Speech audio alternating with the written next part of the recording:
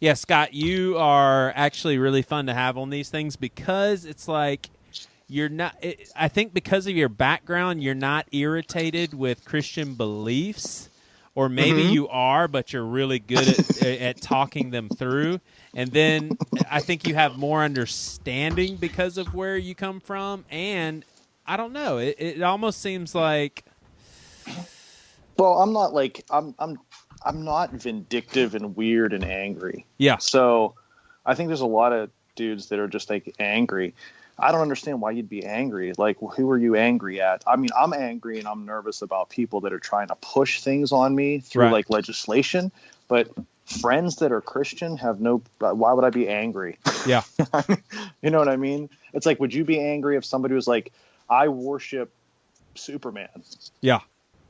Like, no, you wouldn't be angry. But like, yeah, I don't worship Superman, but I still love you. I don't care. Yeah. You know? Totally. And I think that's how everybody in our band, that's how we are. Yeah. That makes sense. All right. So for any new listeners out there, you're just going to have to go back and listen to some extra episodes. If you don't know my brother and I right now, we're the two hosts, but we have Jack Hoey. And I say Jack Hoey the third because we often have his dad on here, who is Jack Hoey Jr. And you know what? You're just going to have to judge for yourself which one's smarter. But they're both pretty daggum smart. I'll just tell it to you like it is. Well, Jack and we work at the same church. He does a lot of the research for sermons and curriculum and all that sort of thing, as well as writes a lot of the curriculum and, just does a lot of thinking for series and all that sort of thing. Super talented, all around nice guy with limited emotions. Is that safe to say, Jack? I don't experience the full gamut of human emotions the way that, well, you humans do, but I am able to create a remarkable simulation. There you go. Awesome. That's Jack Hoey for you. And then we have Scott Mellinger. A lot of you music fans that came from the same school that my brother and I came from, the old school tooth and nail days. He has been a part of Zayo now for like 17 years. They just came out with a new album, and you went through a transition of Christianity to atheism, and Scott's become a friend of mine. And so, honestly, with a subject like miracles, to me it is extremely enlightening and also very, God forbid me use the word educational, but just super eye-opening to hear, well, what does someone think about miracles who doesn't even believe in the supernatural? Because I think that at least forces Christians to be a little more skeptical in a good way. I don't think it's wrong for Christians to be skeptical. That's why faith is so necessary. So today we are going to be talking about miracles. We are going to basically play a testimonial depiction of someone who says that they have actually experienced a miracle, and I'm going to read some stories of miracles. And the people, just because Jack and Scott are both super nice guys, I'll just go ahead and say up front that before these people wrote these in, they were told that this is going to be dissected and scrutinized and potentially criticized as not being a miracle, and they're fine with that. So we have an open door to discuss candidly what we think about their stories. But before we even go into that, let's just talk miracles in general. So one thing that I want to say, as a professing Christian, I do believe in God. I believe in God, the Bible, Jesus, and the necessity of his death and resurrection. I do feel like Christians as a whole, we kind of have it made when it comes to explaining how God works. And what I mean by that is when we pray, or let me say specifically when we pray for a miracle, our explanation is as follows. Well, God is either going to say yes and give us the miracle because he knows that that's what he wants to do and it's the perfect answer for that situation, or he's going to say no because in our finite knowledge and understanding, there's more to the story and the miracle would not be the best thing for us, or he's not going to give us a clear answer at all because he knows that we can't handle a clear answer, or he needs to stretch our faith and he's just going to say, wait. So what that does is that puts, and that may be valid. Like, that may be the real place where we stand, and that God says yes, no, or wait. Either way, though, for someone like Scott who doesn't believe in God, you have to admit that Scott would say, and I'm speaking for Scott right now, that, wow, that puts you in a very nice position of explaining God, because no matter what happens in the situation, whether your cousin dies, lives, or is in a coma for 10 years, you can say, well, God answered my prayers.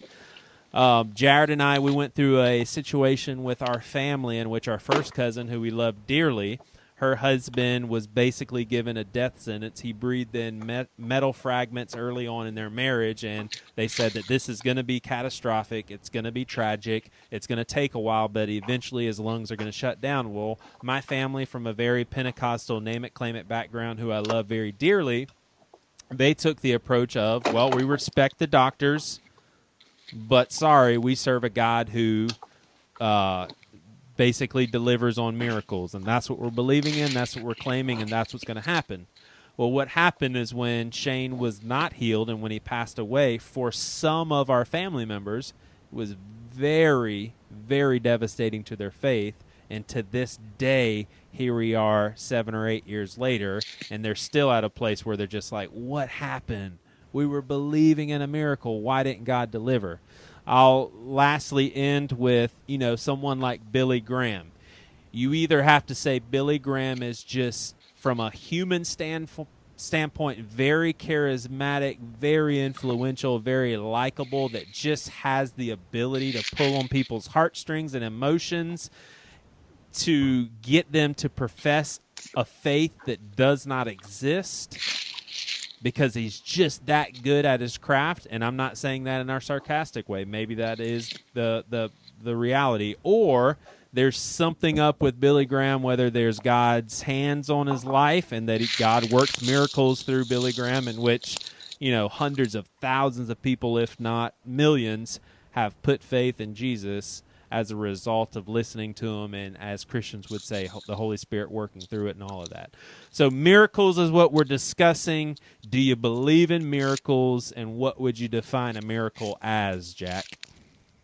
Oh, well, thanks for the warning. Well, I mean, so what? Real easy definition of, miracle in a very broad sense, I guess, is any sort of suspension or transcending of the natural laws, and sort of, I think, miracle is a bit of a loaded word in that I think it presupposes someone acting, right? So miracles aren't really a passive thing. Either God is acting, or a person is acting, with God's authority or power. But it's sort of the suspension or transcending of natural laws to accomplish a feat. Hence, is that a decent definition? Yeah. So, hence the word supernatural. Correct. So it's just something that goes against nature. And do you think that miracles happen often as a result of God doing them here in 2017? Like, if you had to guess and someone said, well, I mean, does God still do a lot of miracles? How would you answer that? No idea. I mean, it really depends on what they mean by often, right? So I have kind of a view of miracles. Joey, I don't know if you and I have ever talked about this. I have kind of a view of miracles that I haven't really done a ton of digging to see if anyone, agrees with me or kind of this deal. But basically my very broad view is, I sort of expect, I would expect to see the supernatural. I would expect to see, miracles and God working in that way in places where the church is weak or the places in which the church is new. Yeah. And kind of the model for that is sort of Acts. When you see, this new church in the early chapters of Acts, and it's being planted, it's getting a foundation, and I think that at those times and in those areas where the church is weak or where it's new, I would expect to see more of that, but I wouldn't necessarily expect to see it as often in the places where the church is established, where it's strong.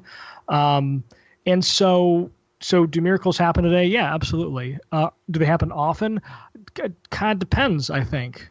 And that sort of approach would be based partly on when Jesus basically just said pretty out in the open there, hey, I'm doing these things so that you know who I am. So that miracles have a purpose. It's not just for everybody to be like, wow, that was cool. It's, oh, wow, this stuff is true. Yeah, right. Yeah. Right. Okay. All right, Jared, I know you believe in miracles. How often do you think they happen here in 2017? Oh boy. In terms of like major mind-blowing miracles, probably not very often, but in terms of affecting someone at a very deeply personal level, I think very common. Yeah. Okay. All right, Scott, I don't say this in a sarcastic way at all. You don't believe in God, but is there any room for miracles in your worldview without a God? Nope. No. Anything that suspends natural law to me is it's already defeated itself. We could never measure that anyway. Yeah. If it's not a natural law, and to claim some sort of intelligence that would like be able to somehow summon these things, to me it's a moot point. Yeah. Regardless. So yeah, my disbelief in God, I can't intellectually see how a miracle could actually exist. No. Yeah. All right. So let's stay here for a second. So how does your mind interpret? Let's say, and I would imagine this has happened before in your life, to where you talk to someone that you really do respect as a person, and so you don't think they're lying, you don't think they're necessarily gullible, and so from your point of view, you're like, wow, that really does sound incredible, and they really are convinced that God has done something. How do you interpret it?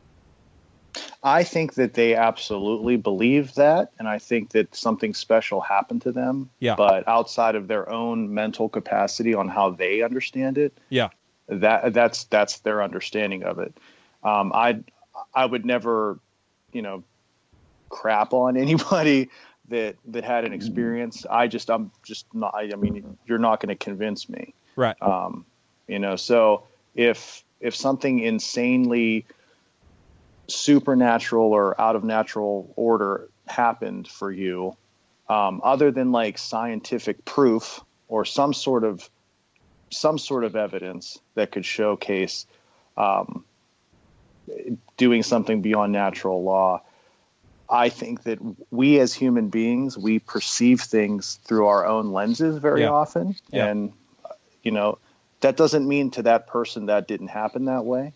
To them, it could have. Yeah. But as an outsider, if I saw whatever circumstance they were in, I may be able to say, well, this is, I saw something the other day that I thought was fantastic. It's a little different, but it kind of gives it my understanding or how I would see these things. So I saw a TED interview about a girl that got into paranormal investigation, and she was completely and utterly convinced that her house was haunted. Yeah. She had the sense of dread, this really weird feeling for months. She literally called a paranormal investigator to come over because she was so scared that she thought her house was haunted. Yeah. And they asked her if she ever had carbon monoxide tests in her house, and she never did. Well, she had the carbon monoxide test, and her house was full of it. And once they got rid of that, all that sense of dread went away. So that kind of showcases where I would stand. I mean, she perceived that feeling and that's whatever that was as a haunting until she was shown this is why you feel that way, and then it went away. That's probably a good representation of where I'm at with it. Yeah. And with your, from your vantage point, how do you explain, and obviously there's a lot of them that I think all four of us would agree, well, gosh, the body is crazy. It does crazy things. But you have to admit there are some things that you read about, and if that person is not lying, you would be like, wow, that is really crazy that the human body recovered from that when all the doctors said that this person was going to be in a coma for the rest of his life. You have no problem with explaining that from a natural standpoint because the body does crazy things. Am I right? Yeah, I would probably venture there. Like the same reason why when I watch Stan Lee's Super Mutants on television, and there's a guy that can handle more electricity than any other person can. Yeah, should be dead, but he's able to handle that electricity. Yeah, I don't know what happened to him. I don't know how his body has been able to evolve or form in a way that he can handle that, but it can. And right. I can't personally explain that. Science has a little bit of trouble still learning about how to explain that, but it's not anything supernatural. It's natural. Yeah. We can't 100% explain everything, and eventually we will. But yeah, I would look at it the same way. Gotcha. All right. Well, Jack, we need you for a quick little rabbit trail here, and that is there's a huge sect of Christianity that does have a perception of Jesus that Jesus always wants to heal. He's always ready to heal. And that anytime Jesus doesn't heal, these people either chalk it up as, well, that's just a mystery. We just don't know. We don't have all the answers. Some people would go so far as to say, well, gosh, I hate saying this, but it's on us. You know, somebody in this room wasn't believing, or maybe we weren't praying enough. But if Jesus wants to heal and he didn't heal, there's got to be another explanation for it.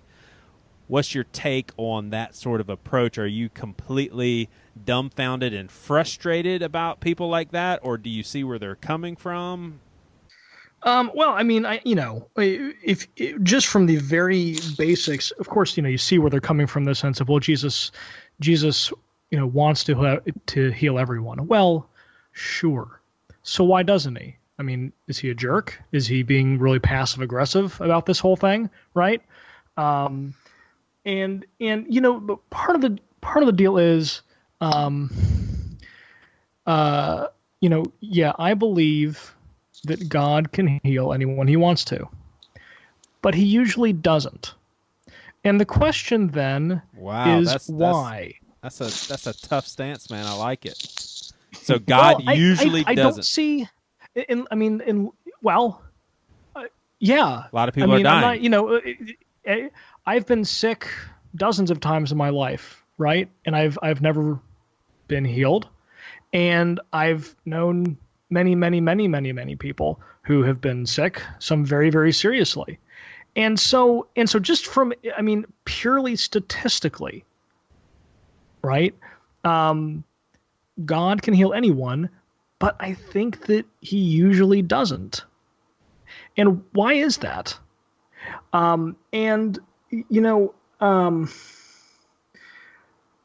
whole deal about, Jesus wants to heal you, but you don't believe enough. Then he has decided to act in a completely different way from the way in which we see him act in the Bible. When he encounters people that say things like, I want to believe, but help my unbelief, which is sort of another way of saying I believe a little bit, but mostly I'm worried that I don't. And that's fine. Right. He heals people that, Peter in Acts heals a guy who doesn't even ask for it. He asks for money. And Peter says, I've got something better. Get up.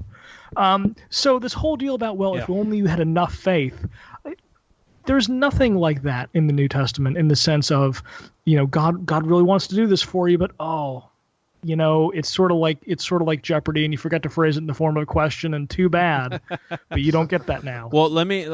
So I have an explanation for this verse, but I know one verse that people would throw at you right now is there was a time when Jesus, quote, could not heal because of people's lack of faith.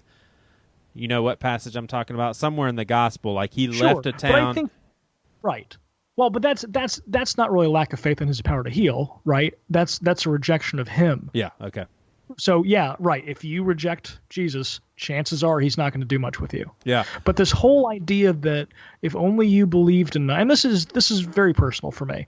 I can remember very, very clearly being in a class in college talking about this very thing. And at that point, someone in my family was sick with a very, very serious disease. And I remember, a girl saying basically exactly that, right? Well, if they believed enough, then Jesus would heal them. Right. And I've never wanted to punch somebody more Yeah. than I did in that moment, because it was like, what a profoundly insulting thing, right? You don't even know these people, and your default is, well, they're just not good enough. Right. And it's a profoundly insulting, to me, it's a profoundly insulting stance to take, because you have to generalize large swaths of the population, and you're also, I mean, again, you're sort of turning Jesus into someone that he isn't. Right. Jared, did you ever get trapped in this mentality, like when Papa died, for instance, and I remember all of us gathering around him when he's wasting away with cancer, and I remember a specific uncle saying, hey, guys, we got to believe, we've got to be together in this. Like, did you ever get, because you resisted a lot of stuff that I did not, and I got a pretty unhealthy in my thinking in ways that you didn't, because you were just able to think for yourself at that point when I was not.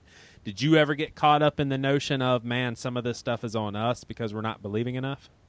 No, not at all. Not at all. Not at all. Because I mean, I knew that I sincerely believed that God could do it, but I didn't expect God to do it. Yeah. I prayed for healing, but I also knew that God, his vision far exceeds my vision, and I also know that heaven's a way better place than here. Right. So, I did not fall into that trap. Yeah. All right, Scott. So I want to challenge you not to be so nice, because you're always so nice. When you hear Jack, myself, and Jared just, talking and assessing and supernatural this, and, we just have to trust God and God doesn't heal, all blah, blah, blah, and all that stuff, are you just like, these guys are insane? Like, they're talking about supernatural stuff and God and all that stuff, and do you think, why can't they just see the reality? None of this stuff is true. Like, what's going on in your mind right now? I can't be a dick. I'm sorry. I totally understand. I completely understand. I was there. I know exactly where you guys are, why you feel this way, why you say that stuff. And honestly, it sounds like everyone I'm talking to here is way more versed in Christian thought than I ever got to, Yeah. So I'm not going to, like I said, I'm not going to crap on what you guys feel and believe. I vehemently disagree with all of it, but I completely understand why you would feel that way. And I understand why anything I'm going to tell you or say to you tonight would not change that for you. And we're going to be in the same thing. Like, you're not going to tell me anything that would change my idea. Right. I do think I really like the honesty. Is it Jack? Is that who? Yep. Yes. Yeah. I really like the honesty of what you just said, that God usually doesn't, because he doesn't. My unbelief, my understanding is, well, the reason he doesn't, he's not there. So there's nothing to heal you, obviously. But I think that's really honest as a Christian to understand that, because really I've had so many friends of mine. Yeah. So I've had personal experience. My father had cancer, or not cancer, diabetes. And he actually died from an infection he got in the hospital. So yeah, not cancer. I apologize. Me and my wife watched This Is Us, and there's William just died of cancer. It was horrible. So I had personal experience. My mother, of anybody I know, is devoutly a believer and lover of Jesus. And I watched her every day for a year pray and pray and pray. And I never, even when I was more in that camp, like, I still never thought like miracles or praying worked that way. Like, I've always felt that like it was a moot point, because it's not like go into like the store and putting your dollar in and getting your reward back or anything like that. Like, I never felt like it was like that anyway. So I always felt horrible to watch her go through that. But yeah, my dad did not heal. Yeah. My dad actually he died from an infection that he probably didn't even need to, shouldn't have gotten. Yeah. I've had friends that committed suicide. We have friends that died of different diseases, young people in their 30s that I've seen go through horrible diseases and pass away from it. And he usually does not heal. Like, people aren't usually healed. Yeah. I've not had any personal experience, but obviously I've seen the stories of little kids that, have some sort of disease or die on the table, and then they float up and they go into a hallucination thinking it's heaven and come back, and there's the miracle. But, there's a lot of explanations for that too. So, but yeah, I do appreciate the honesty that I think that's really, really strong to say something like that. And because I think a lot of Christians do think, they hold on to that, like, well, if I pray enough, Jesus will heal them, or if I'm a good Christian, like, God will come down and change the trajectory of this disease that usually never happens ever, Yeah. So. Yeah, well, and I think, one of the things that really makes it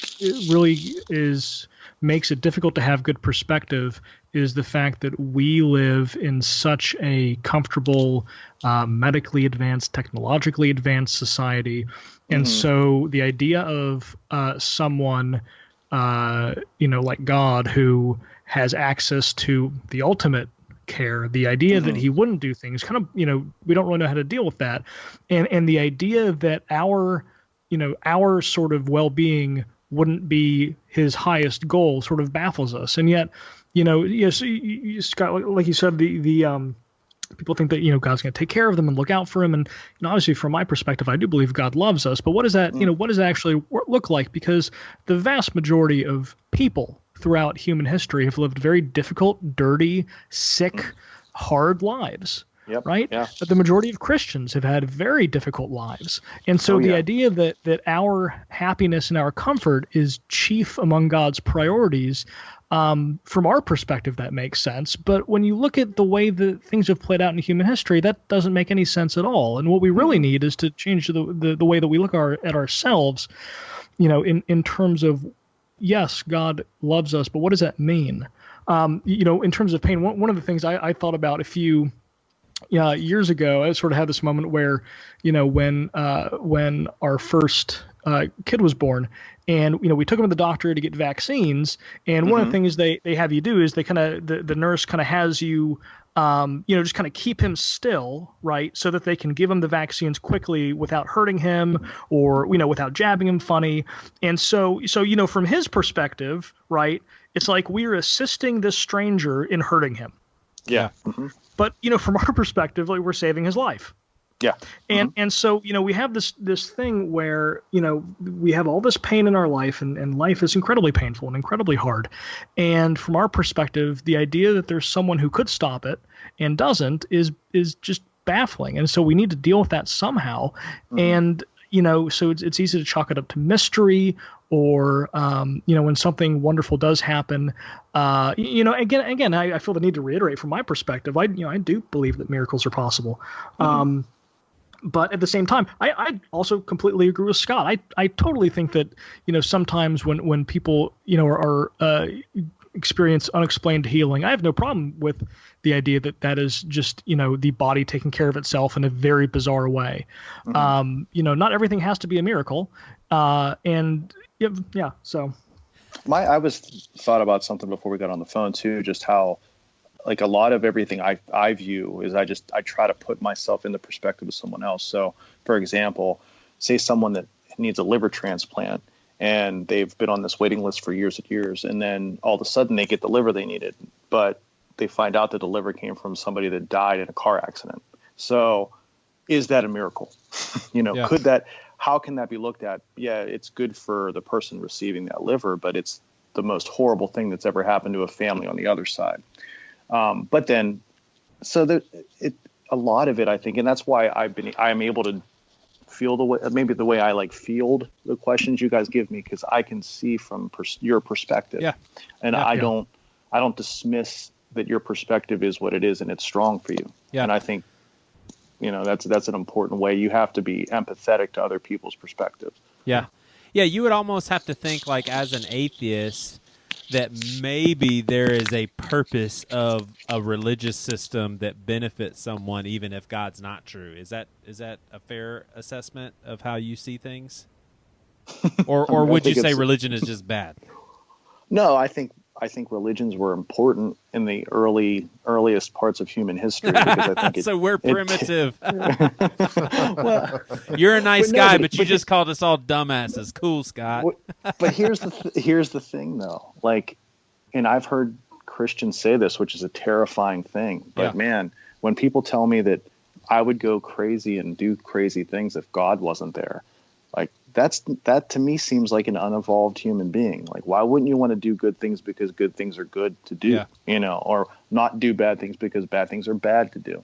I do think that as human beings, there is a need and a want for togetherness. And I can understand that want, like, even some people that may not have like a lot of human companionship, like the idea of a supernatural being that's always there for you is so just unbelievably comforting for them. Do I want to take that away from people? Absolutely not. Right. Do I think see, but you guys, the way you do it, like even with what Jack was saying, like it's not unintellectual. I think that's another thing that needs to be understood a little bit better. As an atheist, I don't think your beliefs are like, you're not being honest with yourself and you're some crazy idiot. Like, I think you guys are legitimately smart, intellectually trying to find these answers. It's not that you just come up with this stuff. But you have to. I mean? But you have to think that, and I'm not trying to back you up into a corner. You have to think that you're smarter than us, though, right? No, I think I just have a different perspective. But it's the right perspective, though. So, are you lucky or are you smarter? No, or what? I think that's a hard question to answer. I don't. I can guarantee you that I am not at all. I don't have any answers. Zero answers actually.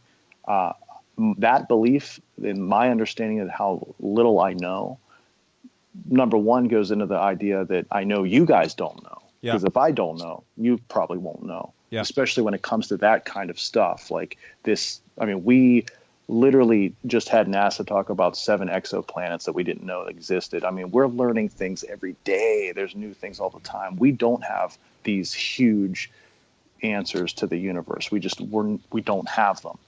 I don't think I'm smarter. I just think that I've gone through where you guys are, and I've been able. I just deconstruct it, and I'm not. I mean, this is going to sound. He's more involved. He's more evolved than us. No, honestly, I think what happens is with Christianity, I think there is. Nobody will ever admit it, but there's a damn fear. There's a really strong fear that all of the things you believe, for that to be taken out underneath you, is scary, and not to have this extra like thing that happens after you die, because dying is the most terrifying thing to me. Not having that possibility, and actually as an atheist, I don't know what happens. I'm not going to say that there isn't anything. I'm just saying a lot of that fear of the comfort and the love that you have for this stuff, you've been brought up in it so long. You guys are my age, so 38, whatever, 40 years of this belief, like, it's not easy to get rid of that stuff. And I wouldn't expect anybody to be able to do that overnight. I think it takes a long time. I went through it. It was really, really scary, and it was super sad. And then I became really, really happy and relieved after it was done. So, all right, I don't think it has anything to do with intellect. All right, so before we move to these examples of miracles, let me have a little fun here with you, Scott. Is there, if God is real, is there any miracle that he could do to convince you that he's real?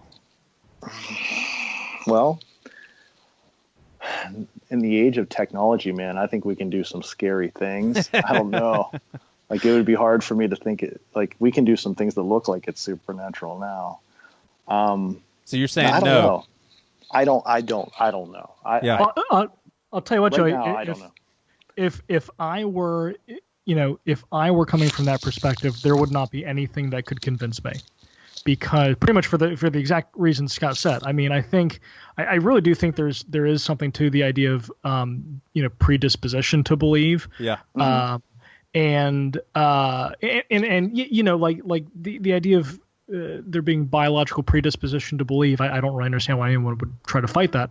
But so there's that. But there's also, kind of like you said, the idea of, I mean, what if I already don't believe? There's pretty much not going to be anything that would be able to get me to believe.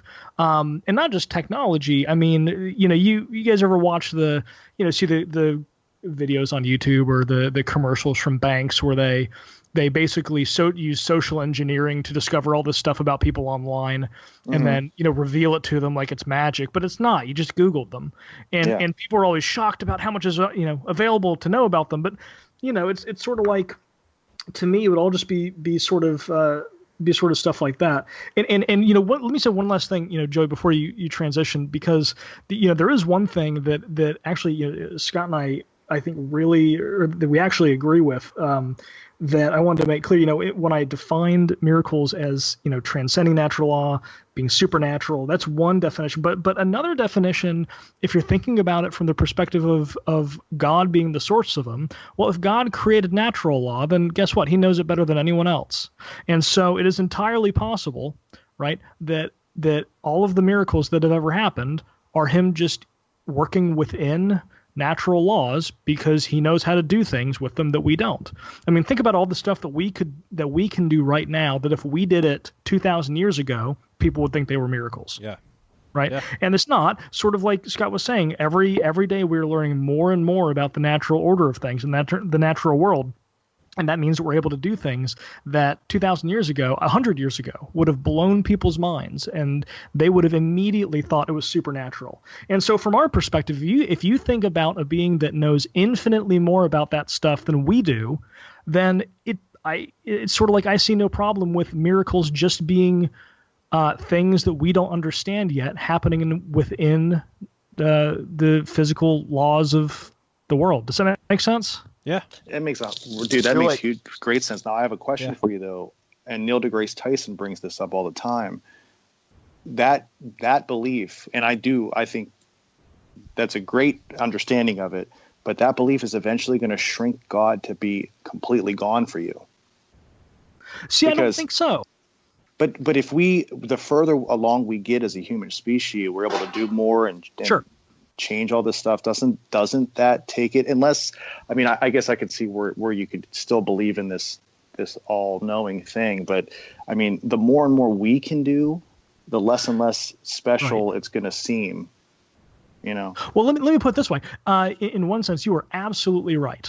The more. And actually, Joey, and I don't know if Jared was there last time, but I don't know if you guys remember, but the last time I talked with you guys a couple months ago, one of the things I talked about was this idea that as the world has gotten more industrial and technological, I really do think that we have sort of our muscle, as it were, for interacting with and sort of understanding the supernatural realm has just atrophied. Just like if you don't work out a muscle for 20 years, it's going to atrophy. Yeah. And so if there is, if the supernatural realm, if supernatural beings and things are real, then the more that we advance technologically, I think that our sense of that is going to be diminished. But that has, our sense of those things and whether or not we believe in them is irrelevant to whether they're there.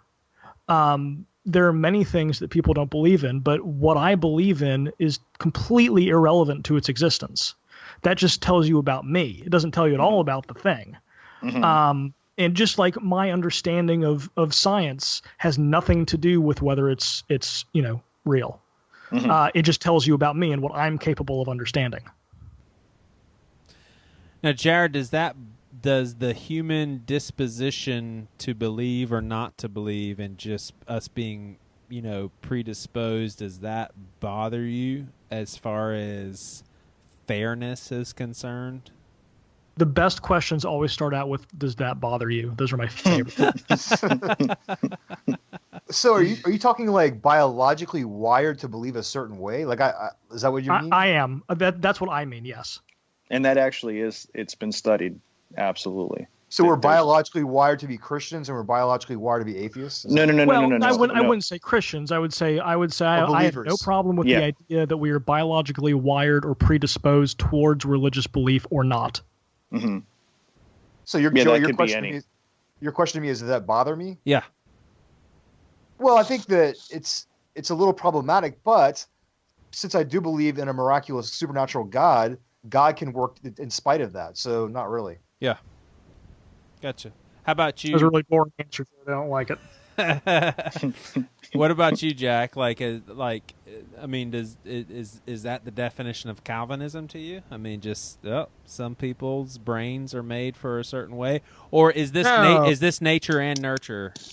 No. It's first of all, I stopped being a Calvinist when I realized that I liked the Calvinist God because he looked an awful lot like me. It's like, that's a problem.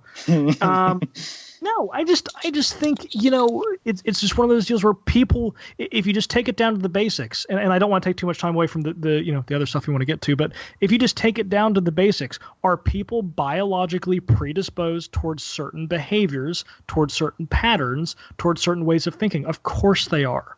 So so where do you start drawing lines, and are those lines arbitrary? And so for me, right, and one of the ways I think about this is myself. Yeah. I sort of realized when I was in college that I'm just always going to be religious, right? Probably always Christian, but I just kind of realized about myself that there's just something in me that the idea of not believing in God would take something catastrophic, right? Like when I think about me and when I think about the way my mind works, the existence of God to me is such a default part of the way that things are that I just realized, that's just a part of who I am. Yeah. And that doesn't bother me, and it doesn't seem odd to me. There are a million things about me that are just the way I am, and which one of those should bother me as well? Yeah. Yeah.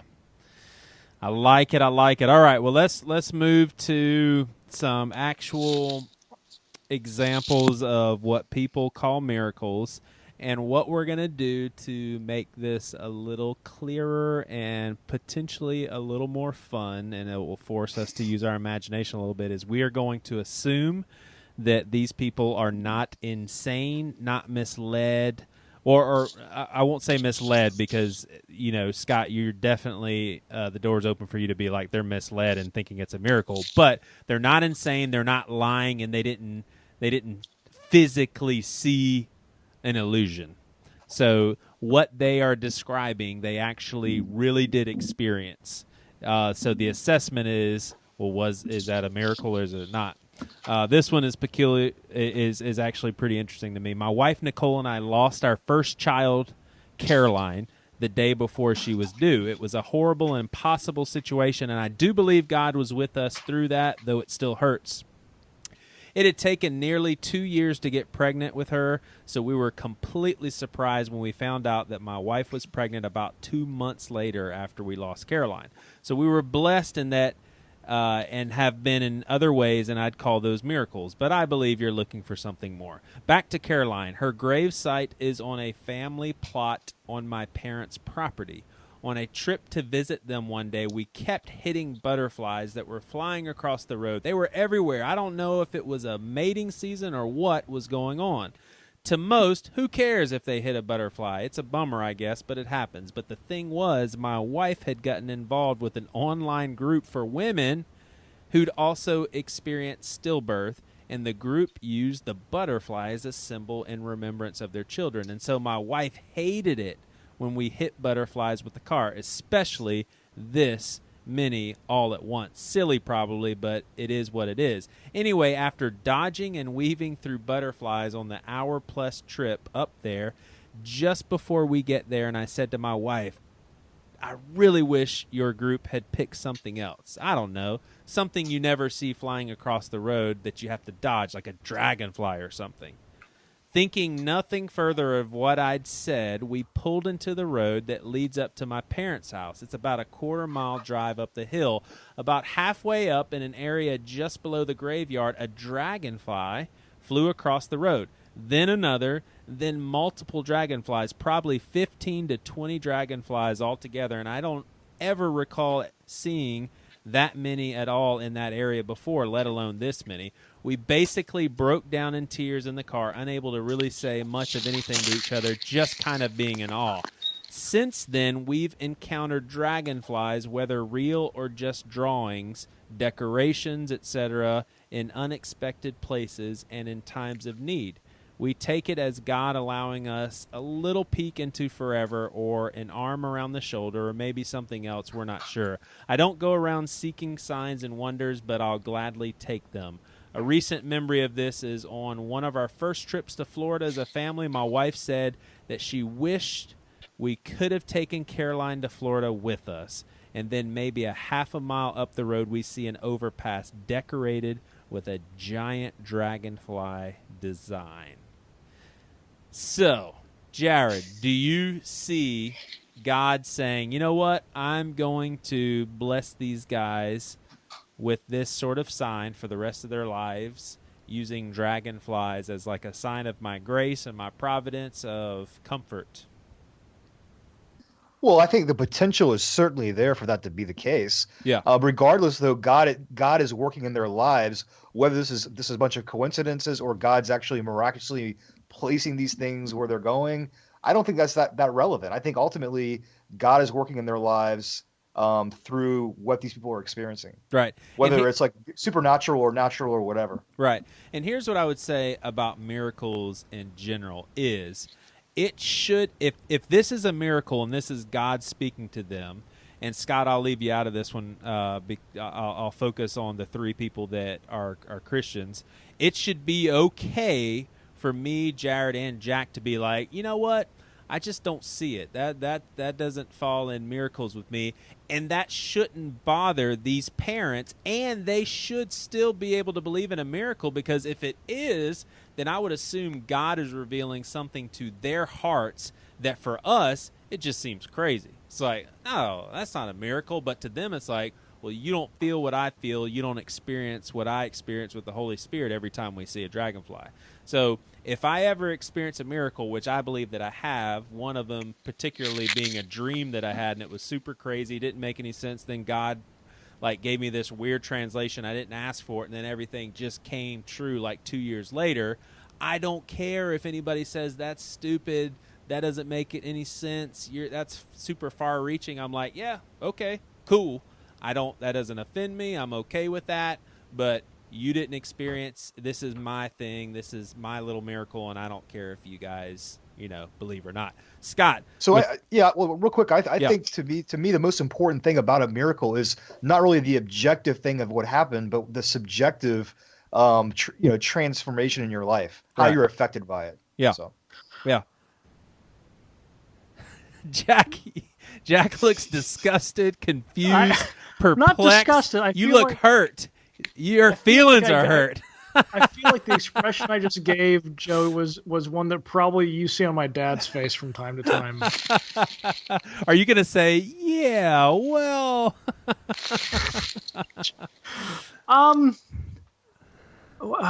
Where do I focus my thought?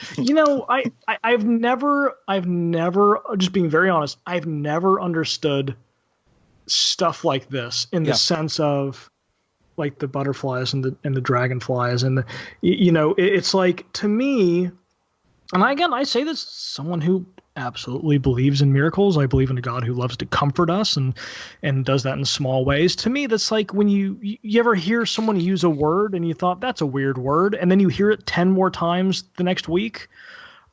To me, that's what that sort of stuff makes me think of, right? This is on your mind constantly. There are clearly other ways in which it's on their mind with the support group and so I guess one of the disconnects for me is this deal where other living beings are really just God's playthings that he dispatches when he needs to make us feel better. Yeah, that's a weird thing to me.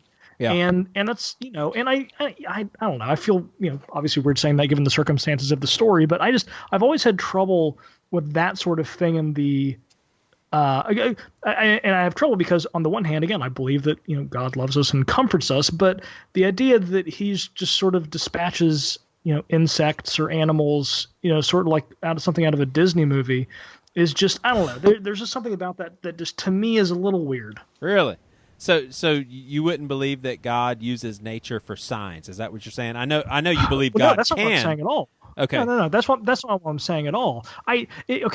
It always makes me think of. So I remember, when I was in college, I was dating this girl, and we were out for a walk in the woods. Went to school in Virginia, and it was in the Blue Ridge Mountains, and we were walking through this trail, this paved trail through the woods. Yeah. And suddenly we're walking, we see this deer, and this deer is like 10 feet away from us, right? Which is very close for a deer. Right. And just kind of looks at us, and we just look at it for, about, I don't know, 30 seconds probably, and then it just goes away.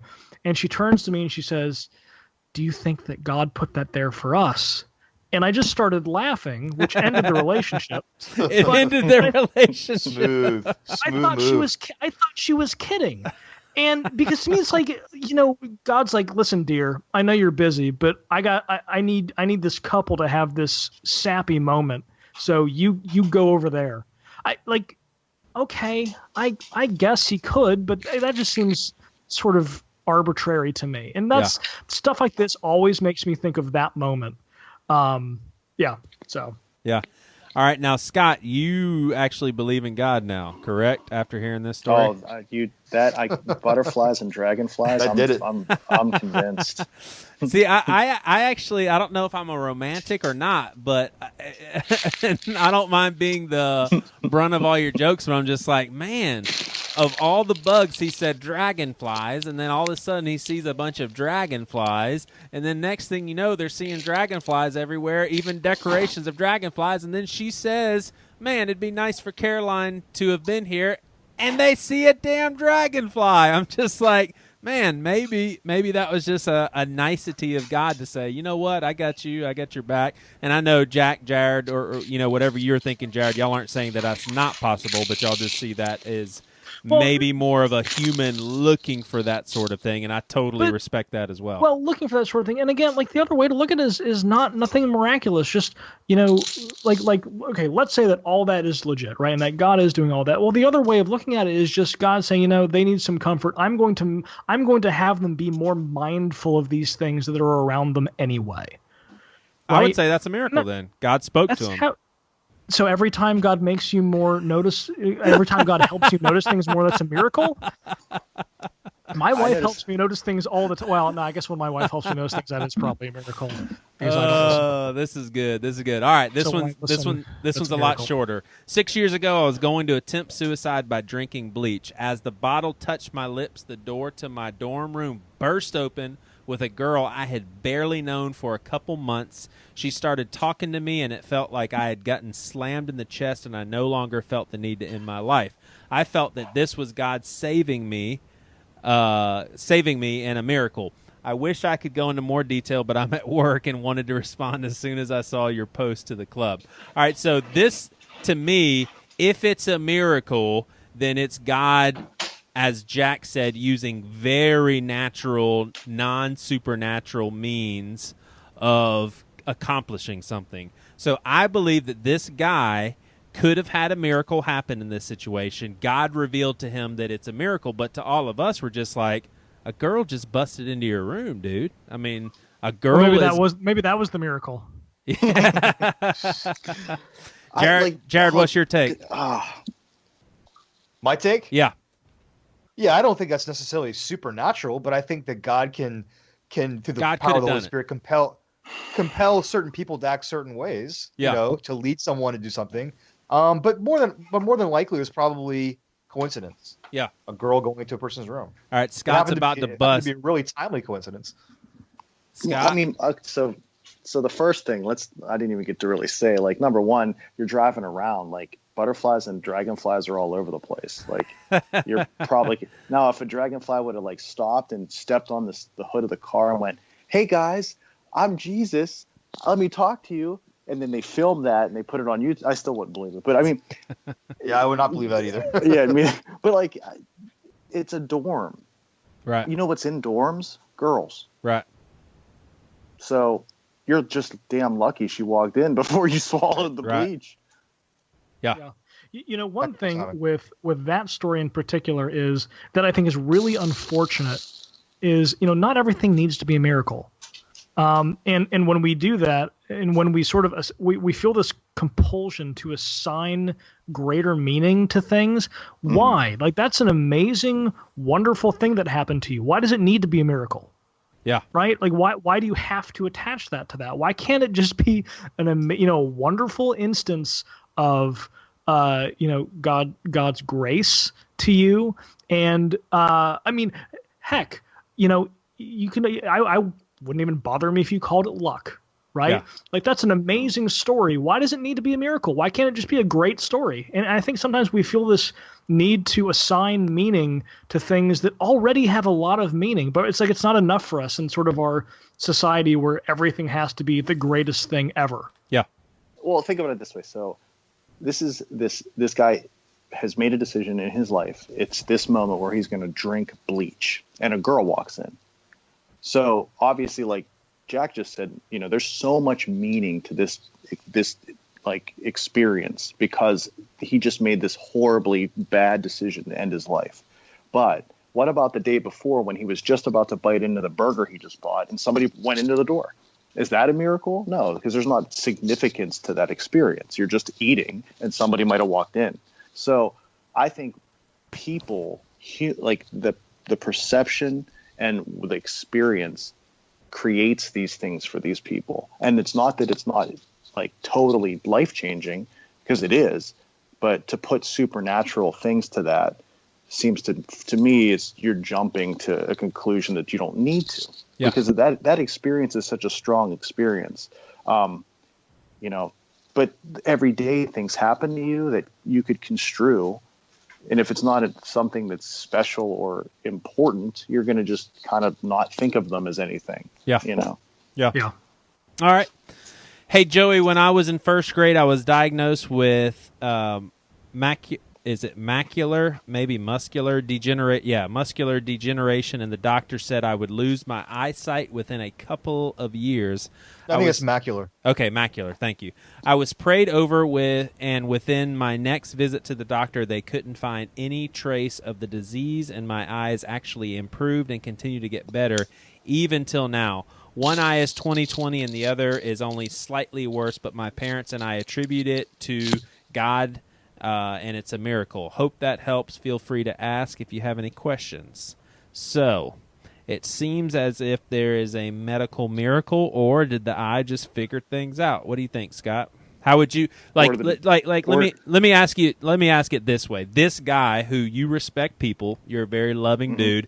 This guy is telling you, "Hey man, I know you don't believe in God, but dude, I was diagnosed with macular degeneration. The doctor said I'd lose my eyesight in 2 years, man. They prayed over me, and the doctor can't even find a trace of the disease." Dude, you got to believe in God, man. Why don't you do the sinner's prayer with me right now? Maybe that was the worst doctor you've ever went to. Maybe that doctor totally misdiagnosed you. Yeah. You know, maybe you weren't going to lose your eyesight. Maybe there's so many variables. Yeah. And honestly, if people can pray over people to save their eyesight, I know a lot of people that are losing their eyesight right now. Give me their number. Let me call them. Let them come up here and let them pray on their eyes so they can see again. Yeah. I mean, there's so many misdiagnoses in this country. Like, actually, it's a major problem. Yeah, that is very true. Yeah. Very true. And there's a hospital in my town that's going through a guy that would say people needed stents, and then he would just put them in to get insurance money. I mean, he's going to go to jail, thankfully, but I mean, it's prevalent everywhere, man. So that would be my answer to that. Yeah. What about you, Jack and Jared? Well, I mean, it's sort of one of those deals where I guess I don't really have an entirely strong opinion because, exactly like Scott said, I mean, we're assuming that the doctor made a good diagnosis. I mean, if I was this guy And that was the only diagnosis I got. Like if he hadn't gone for a second opinion, I would probably go get a second opinion. And, even after this, and also, okay. So the thing itself, right? Like, let's assume that the diagnosis was correct and then it comes back. Body healing itself in an unexpected way. Don't see why not. But I mean, even if it's a miracle, which again, I have no problem with. Here's one thing that, well, I guess first thing is I would have no problem with it being a miracle, right? So that's first thing. I have no problem with that. But here's something that always kind of, I don't know, and this is more just a question I have about this sort of stuff is, why didn't God do as good a job on the other eye? Yeah, I was thinking that too. And that's just something that always kind of, I don't know, just in the back of my mind. And that's really probably something I should take up with God. But it's, so to me, when people get healed in the Bible, there's never really that's as good as it's going to get, right? There's not really the sense of, did the best I could. It's really just a tourniquet. Don't move around too much. Like when Jesus says, get up and walk, and the guy, starts getting up and running around and leaping, Jesus doesn't go, whoa, that's not what I did. Like, you take it easy. You just relax a little bit, but no running, no strenuous activity. There's not really that sense. There's a sense of these are full and complete healings. And so that's just something for me. I always wonder what's going on with that. Yeah. And can I mean, I probably should say it, even though it's the worst thing to say and so horrible to say, but every time I hear these kind of stories, I always wonder the same thing, Jack. Why? Okay, so I'm going to kind of lean back on the first story. Like, really? That's what you're going to do for me? You're going to show me dragonflies and butterflies? Why didn't you just save my child? Yeah, right. Well, couldn't that person say, well, I mean, there could be an explanation for that. God wanted to take my child home, and now there's going to be a greater good throughout all eternity because, maybe this is going to happen and my faith is going to, what I'm saying? I mean, there's a way. If eternity is true, then it just seems like there could be major implications that our minds can't pick up on. But I totally get what you're saying. Yeah, like, I mean, and I don't think you're trying to like argue up the point, but my argument back to that would be, what I don't understand why if we're going to do all these tests, God wants to test us, or God wants to see how our faith's going to react, or there's this bigger massive plan, right? Like, why didn't he just go, well, you know what, maybe I just won't let her get pregnant? Yeah. I mean, it's just, I'm always going to fall back to that. The same thing that I argue with people when one little boy gets saved out of a tsunami, but like 50 kids die. Really? Yeah. Like, that's the way you're going to like test people's faith? Like, why would you want to worship something like that? And if God did exist, I wouldn't want him to be that. Yeah. Yeah. All right. Well, and I want to say something. What Scott just said, there should be room in the church for Christians to say the same thing. That's what's frustrating to me, is like Jack is making very logical assessments and asking very honest questions, and everybody's going to give Scott a pass because, well, you don't even believe in God. Obviously, those are questions you're going to ask. Christians should be able to ask the same thing, man. We should be able to be honest and be like, well, I don't understand why, so there's just got to be room for those sorts of discussions. Of all of the things that I talk about and sort of give my opinions on, this is the thing that gets me the most pushback when I write. I was just doing this with a group of students a few weeks ago, where I was sort of talking, working through my feeling about specifically miraculous gifts and acts and whether those are around today, and healing comes up, and I kind of went through my thing and about God. I believe God can heal everyone. I believe He can heal anyone, and I believe He does heal people. I believe He heals people today, but He usually doesn't, and inevitably that gets the response is, well, why don't you believe He can heal people? It's like, I literally just said I do, and but it keeps going back to that because I think there's this sort of, I don't know, I don't want to describe it as fear, because fear can sound condescending, right? If you say, well, you're afraid of this, but I do think there's this fear that if God can heal but He doesn't, I don't know what to do with that. Yeah. Like that's a difficult thing to wrestle with. And if that's true, what do I do with that? Yeah. Well, I think that question right there, Jack, is a question that a lot of Christians ask when they start to deconstruct and turn into me. Yeah. Yeah. Because you get to the point where you go, okay, well, let me start to be a little bit more logic based on these kind of things. So if God can heal and he doesn't, and he can stop suffering, but he doesn't, what does that mean? And what does that mean for my faith and my belief? And then as it goes on and you keep coming to that same, people are always going to fall back to that question, because it's very unanswerable. Mm-hmm. And I think if you're going to be honest with yourself, you have to come to the consensus that God isn't like that because he's not there. I think that's a logical place where that question can lead people. I'm not saying that's going to make you guys ever go to that place, but it is that, I think for me, that was one of the first things I started to question. Like, if God can heal people, if God can do all these things, why do we see so much go unhealed? Yeah. And I see where you're coming from. But for me personally, that has never been a major objection to my faith, and it's only because if eternity is a real place and God is sovereign over that as well, it just seems like there's only two choices here. Either God can create a world in which, we don't have the ability to make bad decisions that invite bad things, and or God can actually, so taking that further, God basically controls everything. I mean, God just controls everything. There's no results of bad decisions. There's no results to a fallen world. God just nips every bad thing in the bud. And so what that does is that allows us to live in this kind of euphoric state to where it seems like we would all just naturally fall in line, and it would start turning into like a robotic sort of thing, to where when we're in heaven, we don't even recognize any sort of difference at all from earthly existence to heaven existence. Where I don't know if it was C.S. Lewis. But think about that, Joey. You just said something very remarkable there. Yeah. Because isn't that what Christians' understanding of heaven would be? What?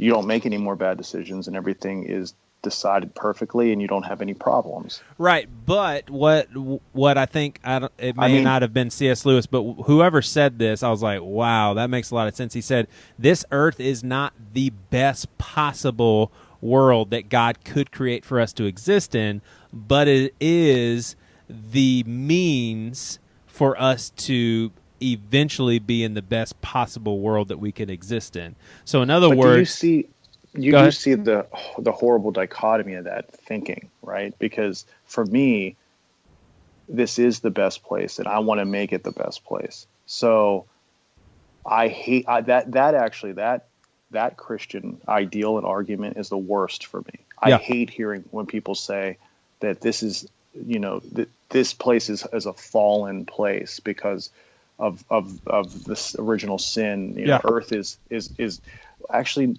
man. Then why does anybody even care?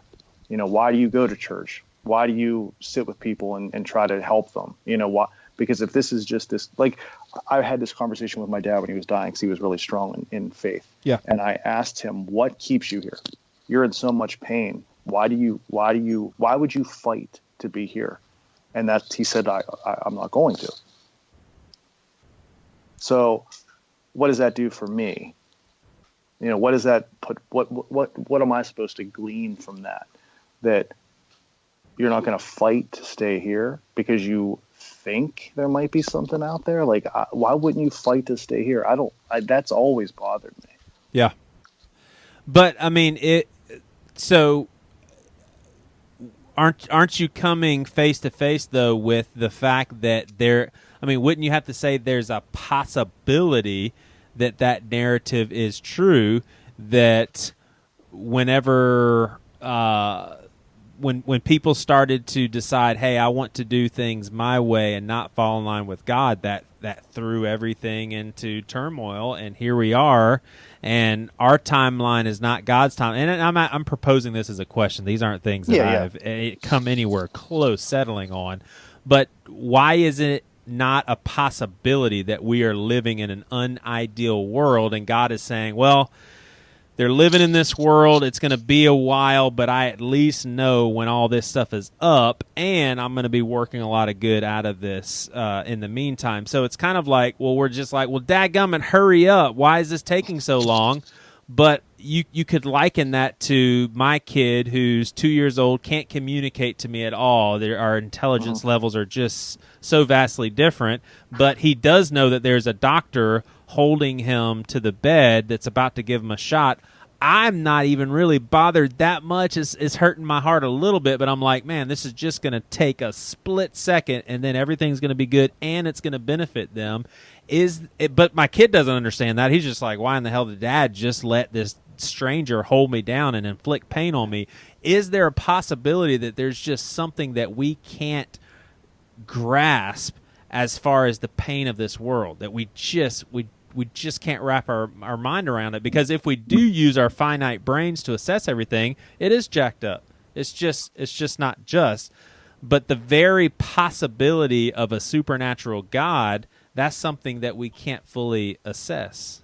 No, but it's also something that you can use as a comfort base. Yeah. So everything you're saying is fine, but there really isn't evidence for it, and it really does sound a lot better than having to live in a world where 5 dudes probably just got shot today, right, in the time we've talked. Yeah. And I understand that. Yeah. But for me, I just think the reality of what this is, and I guess that's a bad use of what I'm trying to say, because it to you guys, and this is what I meant before, like to you guys in your perspective, that other world is even just as real as this one, Yeah. But and I don't want to dismiss that, but I guess for me it's just it's a real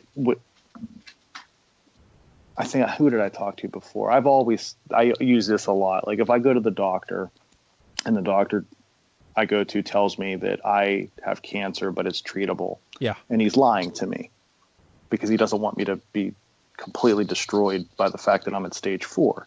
Do I want the truth? Do I want to know that I'm going to die? Or do I want to have the comfort of thinking I'm going to be okay? So, and I'm not saying that that's the same as what you guys believe, but I really do feel like as a Christian, you have some sort of crutch to relieve yourself of some of the scary things about what our world is. That doesn't mean that other world's there because you think it's there, but it also doesn't mean that because I don't think it's there, it's not. Yeah. So. Jack, what do you think about all that, or Jared, as far as just how Scott depicts this, as far as it just being pretty conflicted and? Well, I mean, a couple things.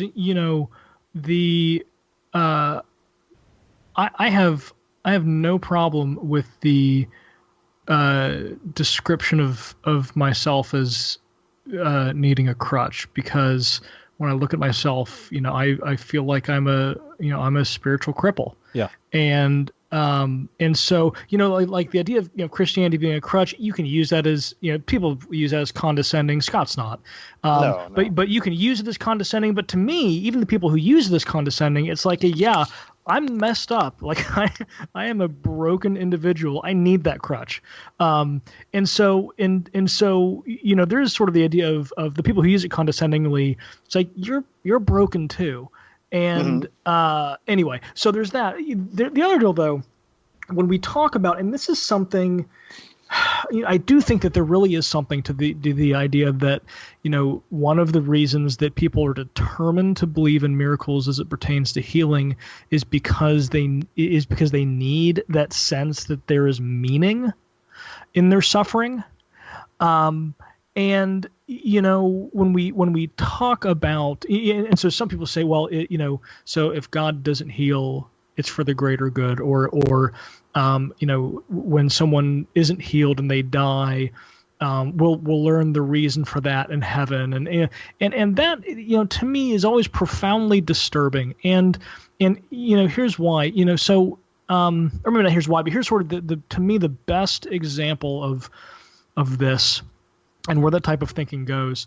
In the brothers, in Dostoevsky's book, The Brothers Karamazov, Ivan has a discussion with his brother Alyosha, and so Ivan is telling Alyosha sort of his spiritual journey, and Dostoevsky wove into that passage real life stories from the Russian news of the time, and it was stories of children being tortured to death. And children who had just, suffered horrible, cruel fates. And basically, and I'm really, glossing over a lot here, but basically Ivan says, so if God comes to me and he says the price of admission into paradise, and paradise for those kids too, right? This idea that there's this afterlife, this paradise that everyone will, be happy and everything will be fixed. If the price... the price of admission to that paradise is not worth one little girl's tears. And Ivan's deal is so Ivan's solution, what makes it such a terrifying passage, is not that he decides that God doesn't exist. It's that he says, I accept that God exists, I just reject him. And to me, that is, and I say this as an utterly convinced Christian, to me that is the most convincing response to suffering in the sense of deciding to reject God. To me it makes more sense, and it's because it makes more sense, because it seems to me to be perfectly logical. It's so terrifying, this idea of I don't care what's after death, it's not worth the suffering that we deal with now, and I reject it. Mm-hmm. And to me, there isn't that's entirely logically consistent to me. And there is a sense of well, there wasn't healing, there was suffering, and I'm going to explain it when you get here. If that's God's deal, then I don't want that either. I don't want there to be some explanation for it. And David Bentley Hart, who Eastern Orthodox theologian, wonderful writer, and from his perspective, God's response to suffering is not.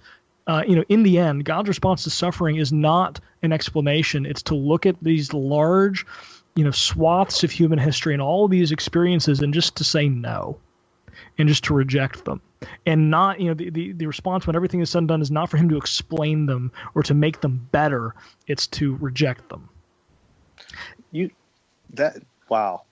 that was incredible. I have one question to ask real quick, though. Scott's going to give his heart to the Lord, Jack. No, actually, I'd be fine if he bought Brothers Karamazov. I might actually.